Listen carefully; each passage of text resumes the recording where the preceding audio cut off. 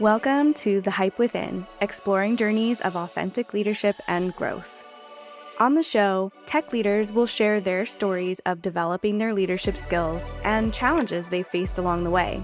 You'll learn about their approaches to self-reflection and personal growth, and how they've been able to build a foundation of authenticity that has propelled them to success. I'm your host, Hana Jacover, B2B marketing leader turned leadership and executive coach. Are you ready to get hyped up? Let's dive in.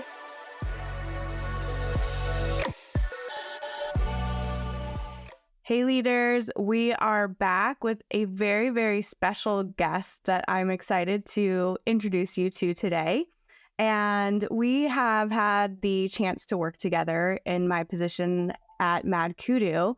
And Sam Levan is the CEO and co-founder of MadKudu. And like I said, I had the opportunity to work with Sam. And I felt like your leadership style and just the way that you approach being a founder is A, so authentic, and B, really effective and rare in this industry. So I'm really excited to have you on today and talk all about that. How are you? Doing fantastic. I think you're being nice, but I'm excited to be chatting with you today for sure. I would love if you could do a little intro of yourself and maybe also talk about your leadership style and how you view that. All right. I'll tell you a few things about myself. So the accent, for those who haven't guessed, is from France. So I've been in the US for almost 15 years.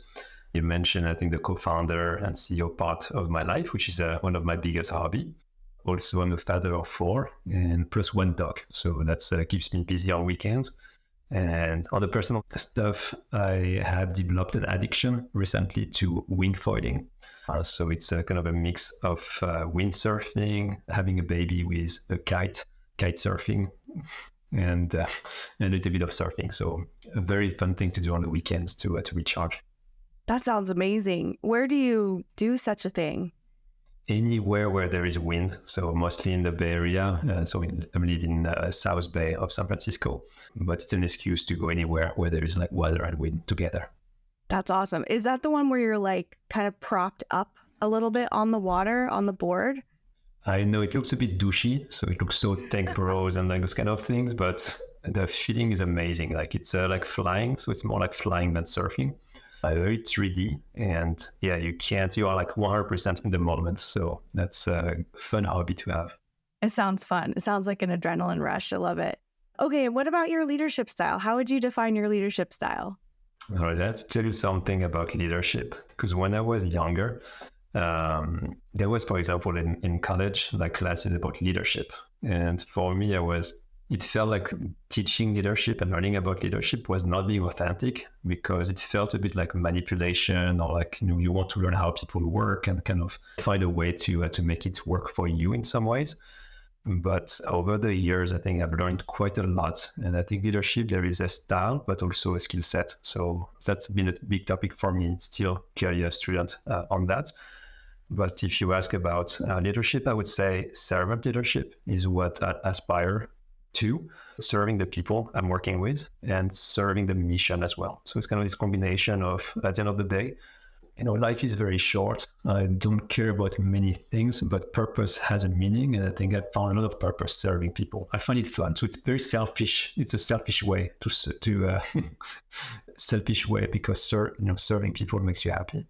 Mm-hmm. Yeah. But I feel like when it's rooted in, I don't know, like joy and love and a purpose, it is self-serving, but it has like the bigger purpose of it's also serving other people. So, but it is interesting when you talk about like learning about leadership in the classes, and there is an aspect of this feels like I'm learning about these things so I can manipulate people. Right, like the shit sandwich and like how to have the tough conversation. Yeah. And I always felt that way about marketing too. And now I'm learning a lot more about like brain-based methodologies and fascinating stuff, but same thing, and it's just once you have that knowledge, how do you use it to honor other people and support them versus manipulating them? 100%. I think that's exactly right. It's a tool, but yeah, if you have the right intention and you're doing it for the right thing, it's so critical because you can mess it up. Even with your best intention, if you don't have the skills, you will mess it up. What do you think has been your greatest inspiration or influence? Oh, that's a that's a wild question. But I think like many, I mean, like everybody else, right? You have a lot of guides on the way, so I have to honor them. Maybe on the leadership side, I can tell you the story of I had a stint in constructions, so I have a background like in data science and then applied, to business. But I was rebellious when I was younger, and I spent 2 years actually like building stuff in construction, in the construction company, building roads and building highways. So I would come in the morning and work with and like we had almost like 100 workers, and you would like come in the morning at the workshop where we would all like go to the different construction sites. And I remember like the guy who was leading the entire like operation in that site. He was an old guy, very tough. Like he was not like he was very straight and direct. So you would think he was a tough person. But I remember I was very young in my career. That was one of my first jobs. And I was responsible for one of the construction sites. I had the team, and one person in the team was not working out, not putting the effort, not trying, and like kind of sneaking around when, every time like there was an opportunity. And he was asking me, hey, how is everything doing? How things are doing with the team? Any challenges or things like going on? And I say, hey, blah, blah, blah. But there is also like this person I'm trying, like it's not really working out. And I remember like I had more of a mindset of judgment in a way, like, hey, he's the problem. And this top guy, instead of like dealing with, hey, he's the problem and kind of commiserating with me, was more, wait, but why? So why he was asking me like, why is it that way? Like he was really leading with kindness and asking what is his perspective, his point of view, assuming the best of the person before assuming the worst. And for me, that was I don't know, it's, you have those things where you click, you say, hey, well, I'm looking at the world in a way that makes no sense. That view of the world is much better. And that was an inspiration to me. So those years, like in the construction business, I learned so much about leadership, maybe more than, for the next 20 years. I love that story. Yeah, like the assumption making. I feel like our assumption making can sometimes lead us into conflict, but then we also don't know how to deal or work through conflict effectively. So it's like a really awful cycle that we go through, but that's really powerful, learning about just assumptions and intent. Yeah. I think I often think like most people are mostly good. So nobody's perfect. Everybody's probably like 90% great and 10% evil in some ways. Mm-hmm. But remembering that, at the end of the day, even in the worst situations, people always have a lot of good in themselves. So trying to find that out and working it out. Yeah. What do you do on days where you wake up and you're like you're just in a shit mood, and it's really hard to think through that lens? How do you pull yourself out of it to get into the choice of, I'm going to choose to think positively and see the good and assume good intent? Yeah, that's I have a few things that comes to mind, and by no means I think I was thinking, I don't know what you're talking about. Waking up in a shitty mood and seeing the world that way. And my wife says that she feels she's married 20 people because I've changed over time, right?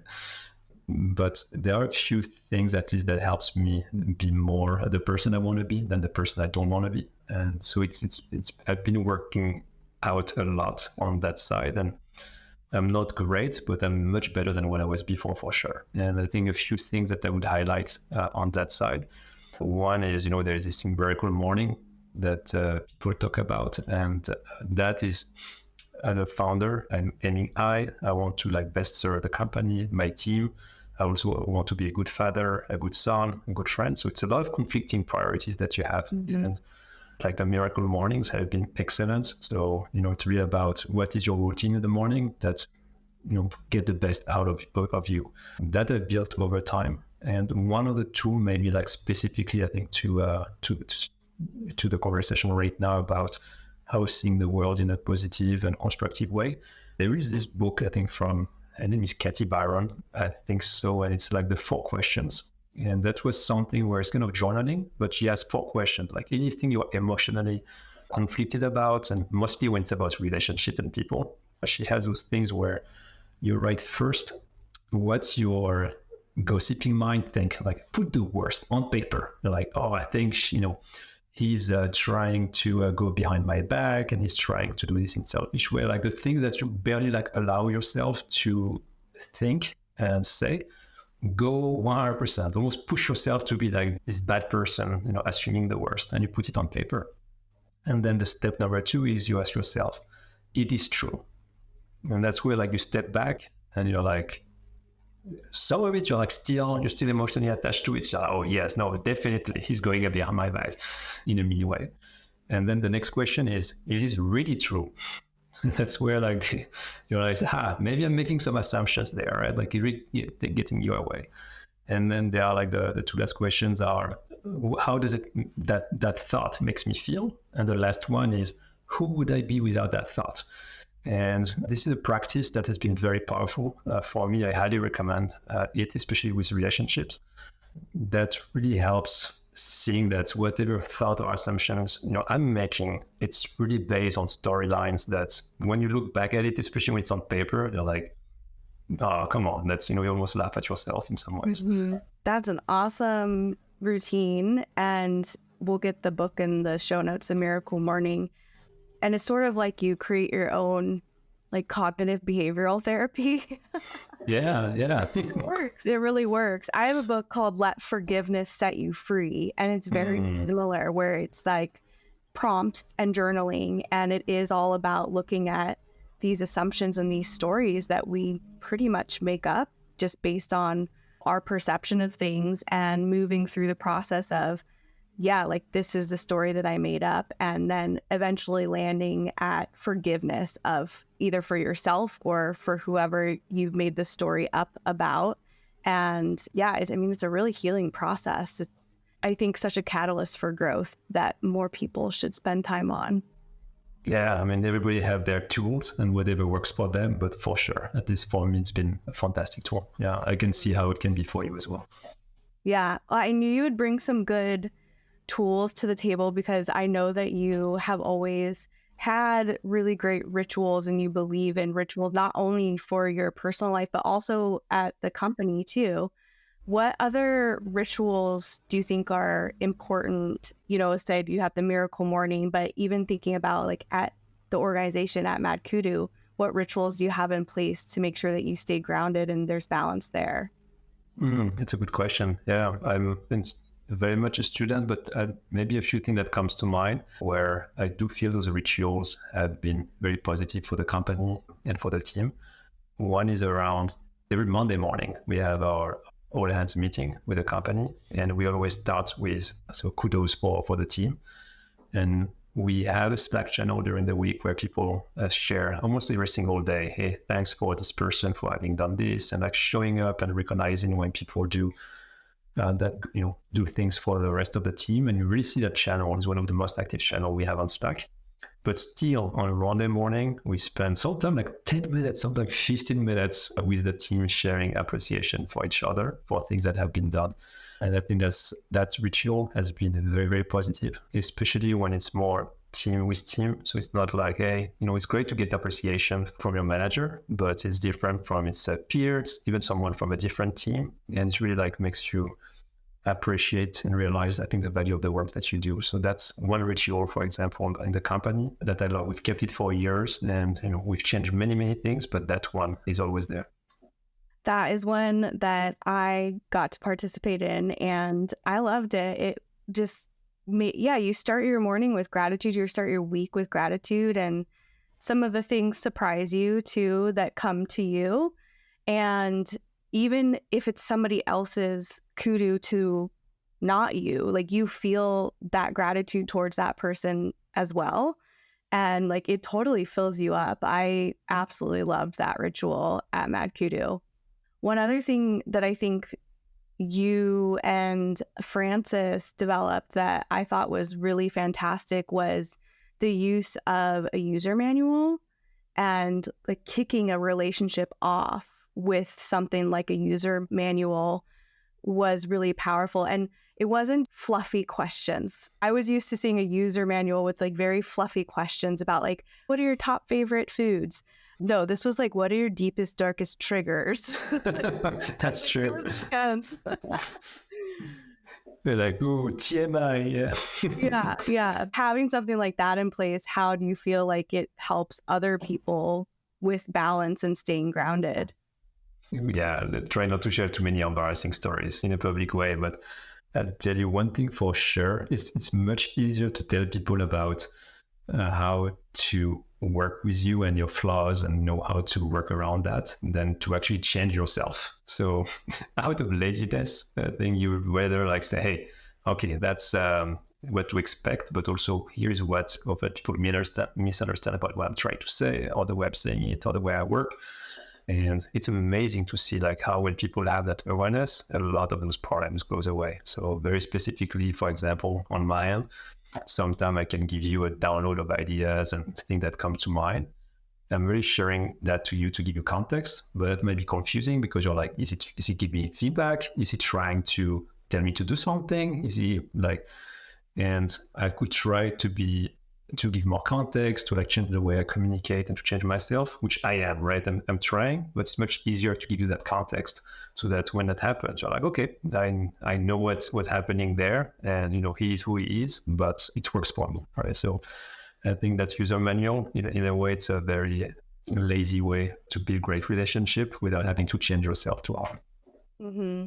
I think even going through the process though of writing it, like I had to really think about, I remember doing it. I remember specifically like that process because it does activate some self-awareness, and it creates this process where you have to do some reflection of, oh, like what is a trigger that I have at work that I haven't really communicated to anybody before? And if I did, how helpful would that be? How much easier would it be to build a relationship? So I do think it might be lazy, but it also does encourage reflection and the awareness around the things that you may or may not decide to change, but at least now you can see them and you can talk about them with other people.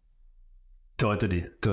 I think sometimes if you have like a partner in your life, I think like she or he knows like all the triggers that you have. So a good trick as well is to ask, hey, I have this user manual to build. What are the things people should know about those triggers or working with me? And sometimes you can fight against it, but it is what it is, and that's it's not a big deal. Nobody's perfect, and that's when you embrace that, I think that makes everything lighter. One other thing that I noticed that you and Francis do that I feel like it's just picking up for a lot of people now, and this is more around balance and having control over your calendar. Like you are so busy, you and Francis. I remember trying to go and book meetings on your calendar and I literally couldn't find any slots. But this is because Sam and Francis were so good at time blocking, and they would time block. And at first I'm like, what the fuck is all of this? And then I realized what you were doing. And I'm like, that is so smart because you have time for lunch, you have bathroom breaks and water breaks, and you had like your focus hours and your focus days. It's one of the most effective things that I've implemented for myself. And I just think that in terms of finding balance and using tools to do that, like it's an important lesson to learn. I'm curious if there's anything else that you do that is like that you wish you had done sooner. Yeah, I think that you're touching on maybe the topic of overwhelmed. I've been fighting overwhelmed for a long time. I think especially when you want to say yes to life, yes to things, yes to people, yes to opportunities. And I feel like, especially with time, it's like a credit card where when you say yes to someone, you're basically like buying something with your credit card and you're going to pay later, right? And with a credit card, at some point it bounces. Like you're like, nope, you have a credit limit. I think you can quickly like put too many things on the credit card. So that's something I've been fighting with for a long time. So the time blocking is a must. And to be quite extreme, I've actually stopped like any to-do management systems like Asana, and for me it's pretty extreme because I'm pretty structured, and I've used almost like all of them. Todoist, and you bounce from like to-do management. But I feel those tools are if for collaboration, that's great. If it's like to-dos to collaborate with your team, I'm using it just for that purpose. Like I need to work on something with a team. We break it down in tasks and we assign to each other and we collaborate on the task. Yes. But for my personal like daily planning or weekly planning, I don't want that because it's like making it very convenient to take more debt. So, burn the credit card if it doesn't fit on a text file. And I need a system to organize like all my commitments. It means I have way too many commitments and I need to think again as to what I'm committing to and why I'm committing to that. So a forcing function for me, in addition of time blocking, has been to have just one text file where I have all my commitments and it's friction. So sometimes I'm like, oh, I wish I could sort them by X, Y, and Z. But again, it's it's on purpose because the root cause, I think, of a lot of the overwhelm I was facing was not really like putting some friction into what you commit to. So maybe that's one thing that's been quite helpful there. Yeah, I feel like we want to create these to-do lists. It's almost like that like dopamine slot machine. Ding, ding, ding. When in reality, it's not healthy. It doesn't create balance. It creates, like you say, more credit card debt. Yeah. And it never stops. And I think, you're running on the treadmills and then you never get it all done. So especially when you like to get things like close, this is a very addictive, I think, setup. It's almost, when you gamble, by definition, you will not stop because you don't have that closure. So similarly, I think with those to-dos, you will work like too much. And even when you don't work on it, your mind is on it. So I feel like, getting rid of to-do list, that would be something I'd love for lots of us to do and just keeping it very simple. I also learned a lot around simplicity from you and picked that up when we worked together. And so when I was working at MadKudu, our VP of marketing, Laura Kendall, went on maternity leave. And so I got to work directly with Sam for, a few months. And he essentially or constantly urged me and the team to work on less things, do less things. And I thought it was such a fantastic approach because in that, we were able to create one of our most successful programs, Marketing Ops Confessions. And the only reason is because we were focusing so much on it. We were prioritizing it over everything else. And every time we had this meeting, you're like, okay, what are you not doing this week? And so the ability of just focusing on that one really important thing or those 1 to 2 things and keeping it so simple, I think is a skill for somebody that wasn't used to doing that, like playing that out and then actually seeing the result of that focus. And then you go back to doing too much and feeling that overwhelm, and you have to kind of remind yourself like, okay, back to the one thing, back to the big problem that we're trying to solve. But I appreciated that about you. And that was a good lesson for me to learn. In terms of leadership, like for any leader, and that's really, I'm trying to practice this, and it's not easy. There is often this tendency to want to do more because we want to feel secure, right? It's not that we like to add more to a list. It's not like we like to have longer days, but it takes a lot of courage to say, okay, I'm going to do less, but I'm going to believe that this doing less is actually going to get me to a good place.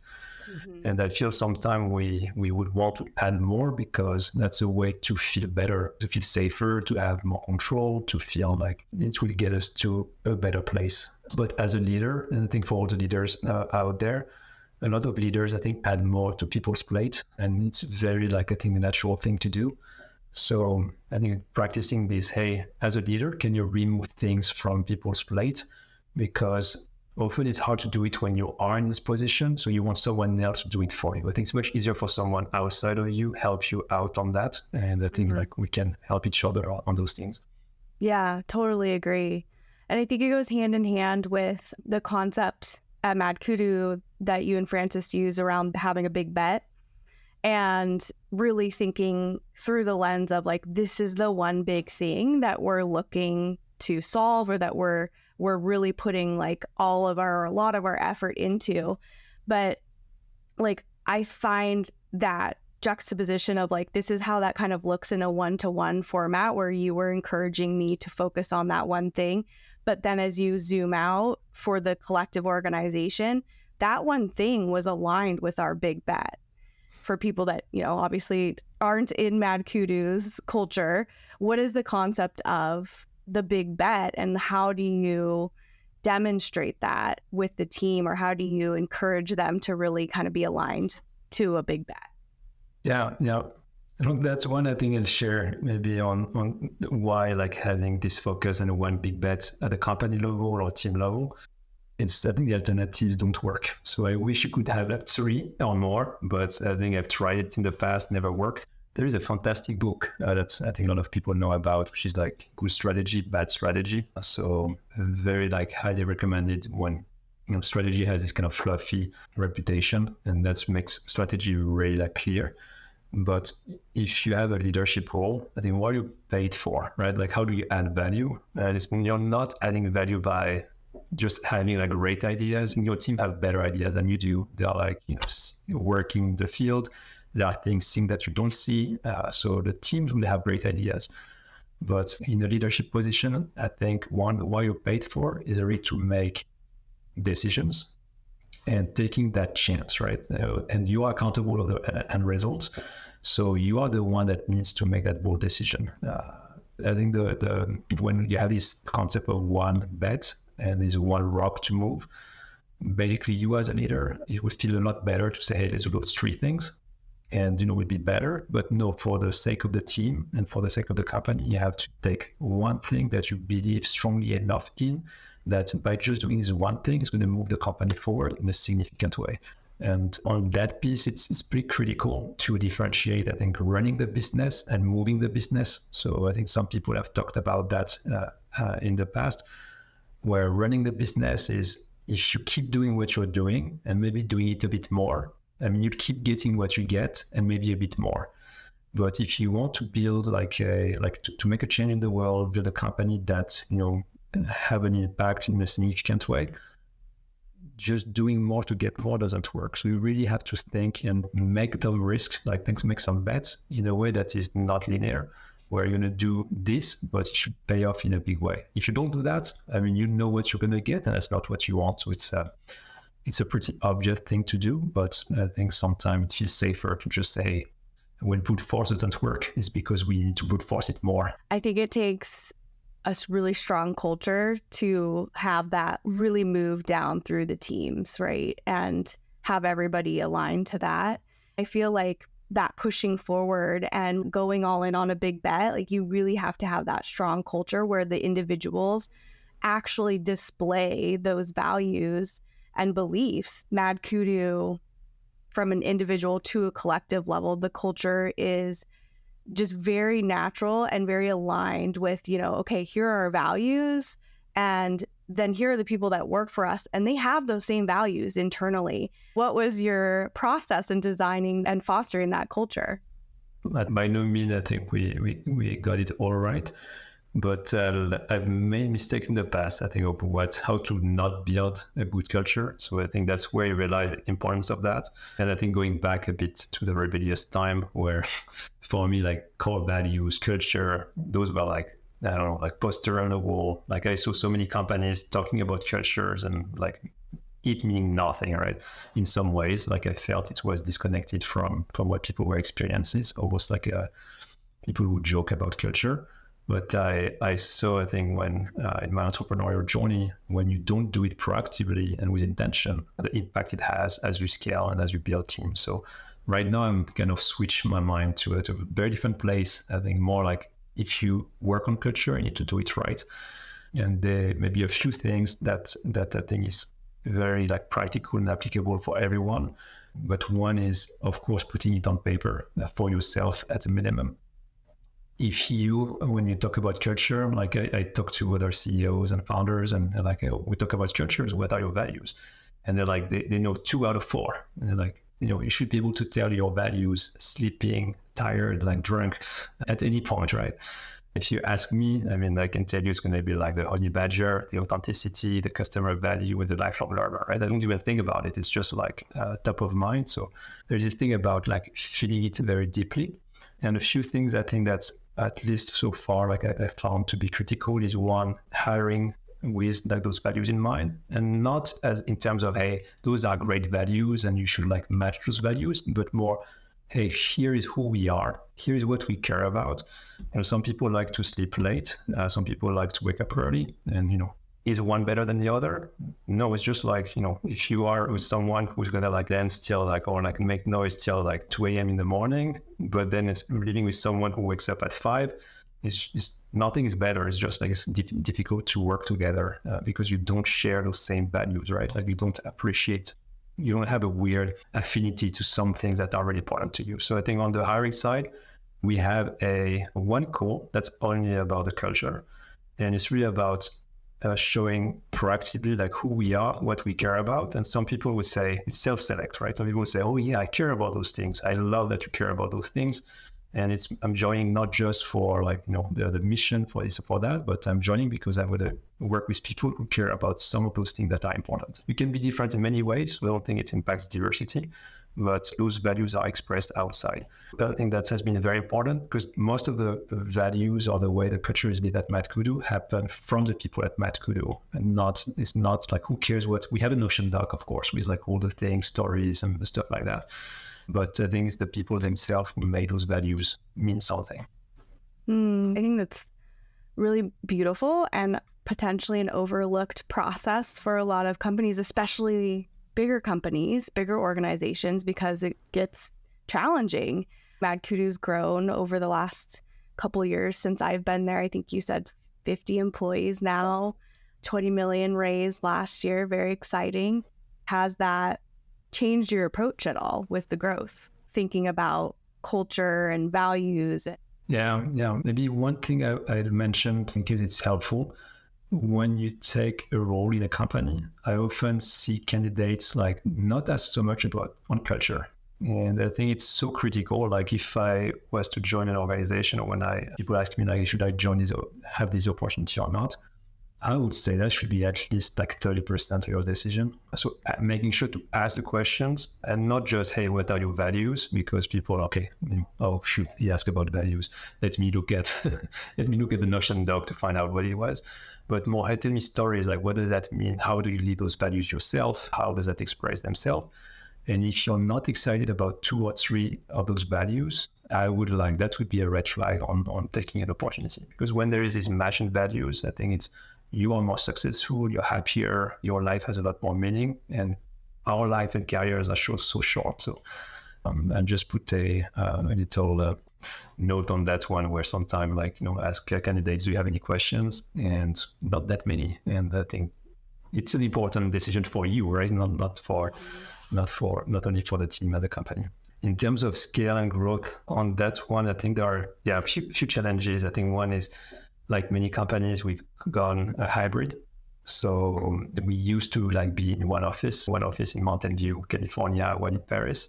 So a lot of the values you could have them more organic. And as we moved with COVID to a hybrid setup, it wasn't as organic as it used to be. And we also hired quite a lot of folks. So those values, you making them live require more rituals and extra activities. So one of the things I think that we've implemented recently is more in the kudos, in the kudos. Yeah, I would say kudos. So sorry for if people are. It's not just the French accent on that one, like kudos and MadKudu. So we use them for the same thing. But for the kudos, naming the value has been pretty powerful. Hey, here's what an honey badger. Here is what Maggie did last week, and I appreciate that. So the naming of the values when you share appreciation, I think, has been a powerful tool, especially for new people joining us on that.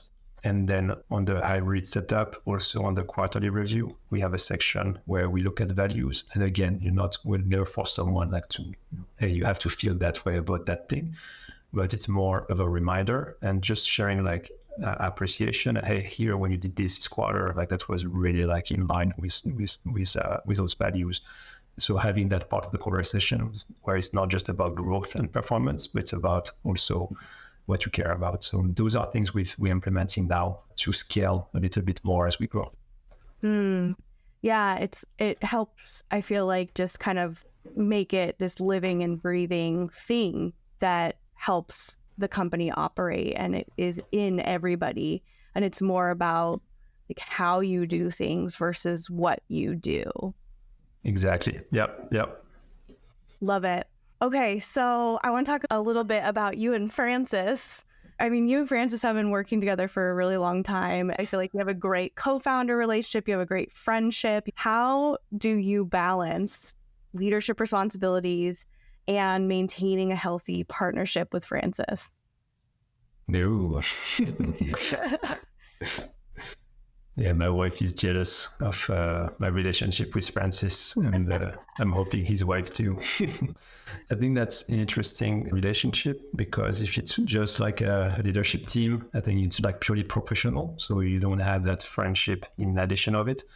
But I'll tell you, I think maybe a few things on what worked for us and what maybe did not work so much.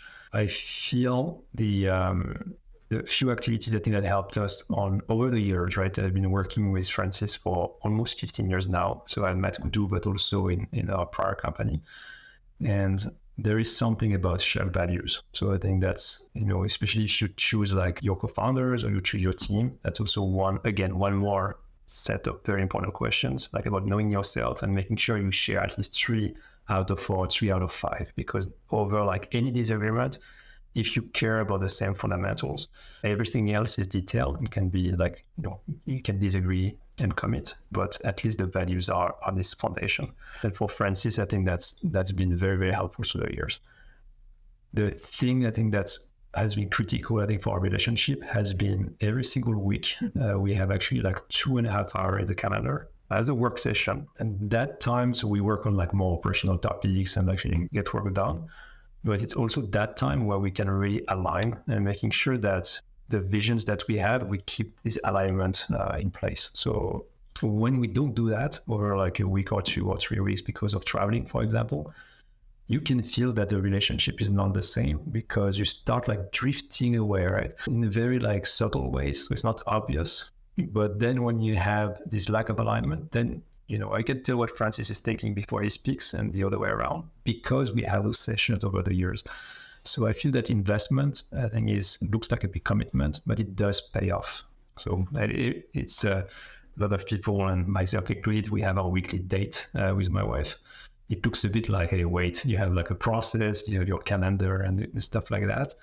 But I've been married for like 21 years, and one, she's very patient, but 2, I think having that connection every single like week, and we don't talk about work, about kids, about politics. It's really like being with that person and understanding that person. So that investment, I think, is critical in the relationship, especially with a co-founder. Yeah, and with anybody, and everything that you have been talking about, I feel like comes back to making the time to do these things and be present in them, like making the time to have that meeting with Francis every single week and being present, making the time for like the weekly date, making the time for talking about values. That's a really good underlying lesson. You have so much going on all the time, but if you don't make the time for these really important things that have to do with building relationships, then, what's the point? Yeah, no, they're very true. I think time blocking helps a lot, because that's part of, that it happens all the time at the same place. And I think when you don't do it, you see that it doesn't work. So I sometimes I'm jealous of people who don't need all those rituals and routines, and they don't have a miracle morning and they're doing great. I'm like, that's awesome for you. But I know that if I don't, then my life is miserable. So that's, yeah. Yeah, same here. I have some rituals around meditation and writing and things that just help me tap in a little bit, so you can be present, you can make the time. But I do look over and I'm like, gosh, I wish I was asleep still and I didn't care about these things, because life was a lot easier. Exactly. Yeah. Yeah, maybe trying drugs. I'm not into drugs, but sometimes there is a magic pill. Let me know. Yeah. Maybe we could have another episode on that one. 2 last questions. The first one, this one's a hard one, but I think you'll have a good answer. What do you want to be known for as a leader? No, all right, I'll be a bit contrarian, but in a way, I don't want to be remembered, or I don't really care. And because I want the company to be known, the impact we had on the market to be known, the impact of the team. And I feel like, sometimes I'm leading maybe too much from the back, but I want the work and the growth of my people to be remembered. So that's a bit cheesy. I know you may say, hey, part of me, yes, of course I have an ego and I care, but that's what comes to mind, at least on the question. We're okay with a little bit of cheese because I like it. Great. But it just, I think, showcases, again, like your leadership style and how you're just empowering the team and serving the team to get to that result. And they'll remember you, right? I remember, even if that's your approach, you don't really want to be known, but you'll have such a big, deep impact, I think, with that mindset because you are really, truly there for other people. Is there anything else that you would recommend for those that are in this environment, maybe emerging execs looking to enhance their personal and professional growth? One thing that comes to mind is reading a lot. And I think reading is such a powerful, magic power. Navad Ravikant, I think there is the almanac of Navad Ravikant. He has like a big section about why like reading is so critical. And I think he shared some very good advice as to how to build that skill. And I think a few things that were pretty contrarian, such as, don't read a book cover to cover. Like if something is not interesting to you, stop reading. You're just hurting yourself, wasting your time. So they're like a skill set, I think, around reading. But there are so many like smart people around us that have gone through so many things that take the time to write books to describe that. And I found like so much growth in making time for reading. But indeed, I think it was not you tried this the first time and you're like, oh, it doesn't work for me. But maybe it's also you haven't found a way to make it work for you. So I recommend highly, I think, the Navad Ravikant, that section of his book. So don't read it cover to cover, following his advice, but I think following the section about reading is very interesting. Yes, I would agree. That's a great book. He's a great follow too, if you just want little snippets on Twitter, or I guess it's Threads now. We're into Threads instead of Twitter, but wherever you are. Soon the Apple VR. Yeah. Well, I so appreciate you joining. I love conversations with you always. And I know you don't want to be known as a leader, but like I said, I think that your approach naturally impacts other people. So I'm just excited to showcase that so other leaders can learn and grow. And yeah, I appreciate you. So thank you. And likewise, Hana, that's been very fun. Thanks for tuning in to this week's episode. I hope you walk away with something empowering that you can take into your own leadership journey.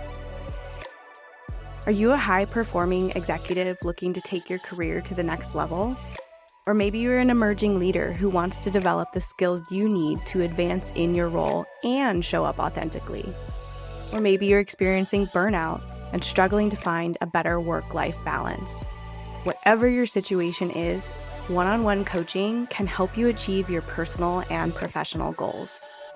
If you're interested in experiencing the power of coaching for yourself, head on over to hypehousecoaching.com/start-coaching-now, where you can set up a one-on-one leadership and executive coaching intro session for free.